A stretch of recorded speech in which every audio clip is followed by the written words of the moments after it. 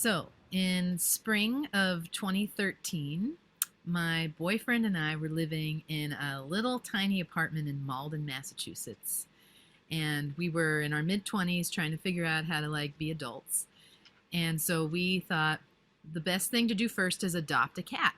So we adopted a little baby 9-week old kitten.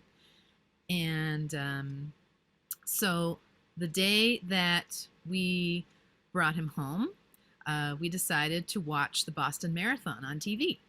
And we decided to do that from home because we had this new kitten. But usually we would have gone downtown Boston, to watch the finish line. All the runners cross the finish line on Boylston Street. It's kind of a tradition in Boston. But this particular day, we were very happy we weren't there because there was a terrorist attack. And we saw on television these bombs go off and kill 3 people and injure hundreds of others. And it was horrifying and shocking.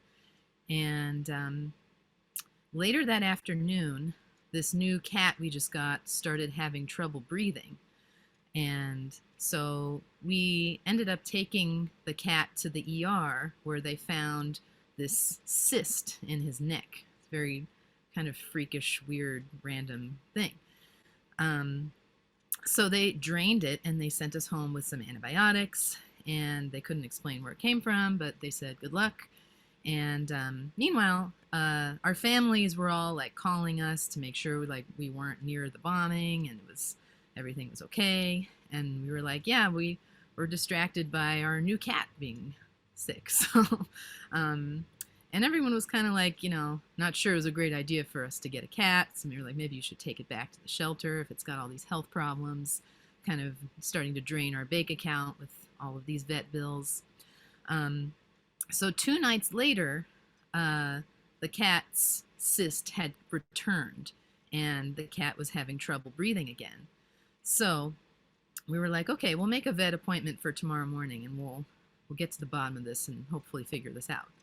But what we didn't realize was that evening was when this unfortunate tragedy was going to come to a new head, which is when one of the suspects of the bombing was found hiding in a boat in someone's backyard in nearby Watertown. And so basically the entire Boston area, including us, went on mandatory lockdown, shelter in place. So we weren't technically allowed to leave.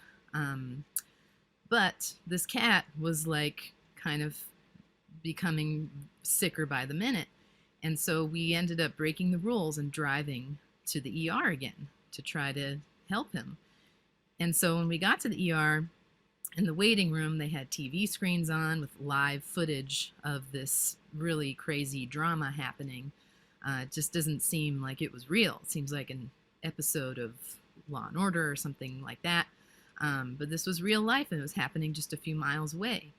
So at the ER, they ended up doing surgery on this baby 9-week-old kitten, and that surgery ended up not really solving the problem. We'd have to have another surgery to end up solving the problem. And they ended up discovering this little foxtail that had gotten down his nostril, way down into his, nether regions here. And so eventually we saved his life. But it was during one of the most dramatic nights in American history, and certainly in the city we lived in.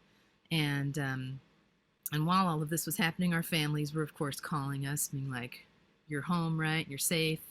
And we were like, sure we are. But we were at the vet hospital. And meanwhile, people who didn't really understand us were like, why did you just get this cat that, it's very high maintenance, and you kind of got scammed by the shelter? But at the end of the day, we ended up being so thankful for this cat, because it was not only a distraction from this surreal experience of living in Boston during one of the darkest times, but that cat ended up making us adults that night.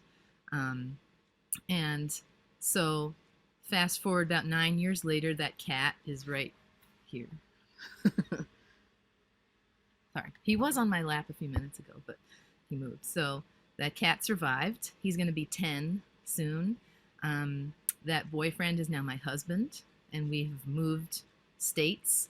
We've added a child and another cat into the family. And he will always be this animal who, on one of the worst nights ever, triumphed over adversity. And that's what made us adults.